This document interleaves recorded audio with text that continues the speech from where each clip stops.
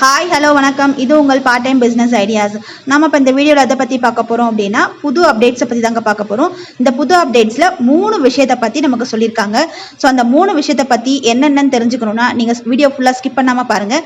மறக்காமல் சேனலை சப்ஸ்கிரைப் பண்ணிக்கோங்க, பெல் பட்டனை ப்ரெஸ் பண்ணிக்கோங்க. அப்போ தான் நெக்ஸ்ட் வீடியோ உங்களுக்கு நோட்டிஃபிகேஷன் வரும். அதில் ஃபர்ஸ்ட் என்னென்னு பார்த்தீங்கன்னா ஐடி சஸ்பென்ஷன்.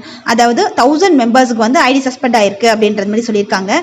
எதுக்காக அப்படின்னு பார்த்தீங்கன்னா அவங்களாம் ரீஃபண்ட் வேணும்னு கேட்டு மெயில் பண்ணவங்க அஃபிஷியலாக நம்ம SBO சேனலுக்கு ரீஃபண்ட் வேணும்னு கேட்டு மெயில் பண்ண அந்த 1000 மெம்பர்ஸை வந்து ஐடி வந்து சஸ்பெண்ட் பண்ணியிருக்காங்க. இந்த சஸ்பெண்ட் ஆன அந்த 1000 மெம்பர்ஸ்க்குமே ரிப்ளை மெயில் வரும். அதில் அவங்க உங்களோட ப்ரூஃப்ஸு நீங்கள் தான் மெயில் பண்ணியிருக்கீங்களா ஒரு முறை கன்ஃபர்மேஷன் கேட்டுட்டு உங்களுக்கான அமௌண்ட்டை நீங்கள் பே பண்ணி ஜாயின் பண்ண அமௌண்ட்டை உங்களுக்கு April 10க்குள்ளே ரீஃபண்ட் கொடுத்துருவாங்க. அப்படி இல்லை நான் மெயில் பண்ணலைங்க எனக்கு தெரியாது மெயில் பண்ணது அப்படின்னு நீங்கள் தான் சொன்னீங்கன்னா அதுக்குமே மெயிலில் கன்ஃபர்மேஷன் பண்ணி ரிப்ளை பண்ணி உங்களுக்கு அதை சொல்யூஷனை சால்வ் பண்ணி கொடுத்துருவாங்க. மெயில் பண்ணது எனக்கு தெரியாது பட் நான் இதில் ஒர்க் பண்ண ஆசைப்படுறேன் அப்படின்னு நீங்கள் சொன்னீங்க அப்படின்னா அதுக்குமே உங்களுக்கு மெயிலில் ரிப்ளை பண்ணி உங்கள் ஐடியை ஆக்டிவேட் பண்ணி கொடுத்துருவாங்க. நெக்ஸ்ட் செகண்ட் ஒன்று என்னென்னு பார்த்தீங்கன்னா KYC சொல்யூஷன். இப்போ நம்ம பேங்க் ஆட்டோமேட்டிக் விட்ரால்ன்றதுனால நமக்கு KYCலாம் அப்டேட் பண்ணணும் அப்படின்ற மாதிரி சொல்லியிருந்தார் இல்லைங்களா. இப்போ அது வந்து எப்படி பண்ணலாம், ஏன்னா நீங்கள் KYC அப்படின்னு பண்ணாலே யாரு கேட்டாலுமே உங்களுடைய டீட்டெயில்ஸ் இன்ஃபர்மேஷன்ஸ் பாஸ்வேர்ட்லேருந்து எல்லாமே சொல்லிடுறீங்க. ஸோ சொல்லிவிட்டு எனக்கு பைசா போச்சு தப்பாயிடுச்சு அப்படின்னு சொல்லிட்டு வருத்தப்படுறீங்க. ஸோ அதுக்காக உங்களுக்காக ஒரு சொல்யூஷன் கொண்டு வரணுன்றதுக்காக அந்த KYC அப்டேட் பண்ணாமல் வேறு எந்த வழியில் நமக்கு ஆட்டோமேட்டிக்காக விட்ரால் எடுத்துக்க முடியும் அப்படின்றதுக்காக அந்த ஒரு சொல்யூஷனும் நமக்கு மண்டே டியூஸ்டேக்குள்ள நமக்கு இன்ஃபர்மேஷனாக கொடுத்துருவாங்க. ஸோ அதனால யாரு நான் SBO வந்து கேட்குறேன் எனக்கு பைசா கொடுங்க எனக்கு உங்களோட டீட்டெயில்ஸ் கொடுங்க எது கேட்டாலுமே கொடுக்காதீங்க.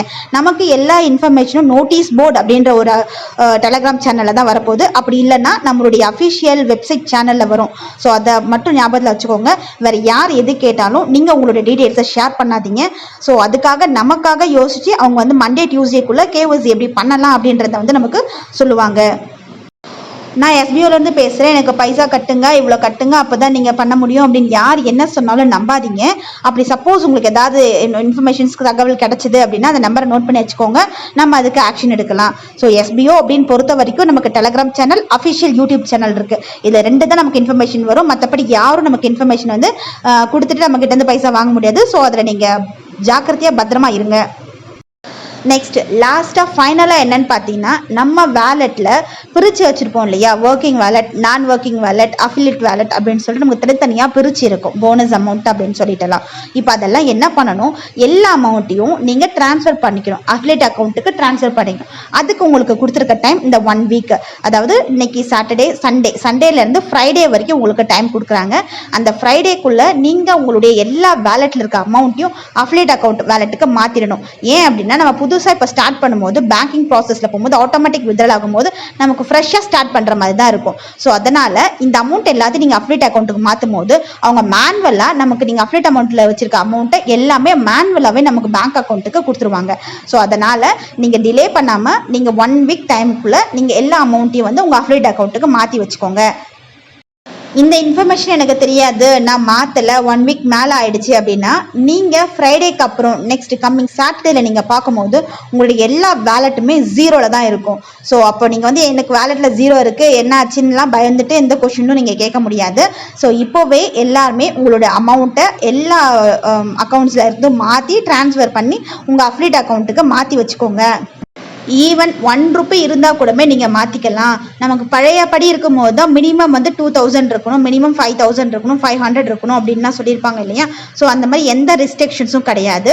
நீங்கள் மினிமம் 1 ரூபி இருந்தாலுமே நீங்கள் உங்கள் வேலெட்டை அஃபிலியேட் அக்கௌண்ட்டுக்கு மாற்றிக்கலாம். ஸோ சாட்டர்டேக்கு அப்புறம் 0 ஆனதுக்கப்புறம் நம்மளால் ஒன்றுமே பண்ண முடியாது. இதில் நம்ம ஒர்க் பண்ண அமௌண்ட்டு. ஸோ நீங்கள் இது கேட்கும் போதே கையாக போயிட்டு நீங்கள் வேலெட்டை மாற்றி உங்களோட அஃபிலியேட் அக்கௌண்ட்டுக்கு மாற்றி வச்சுக்கோங்க.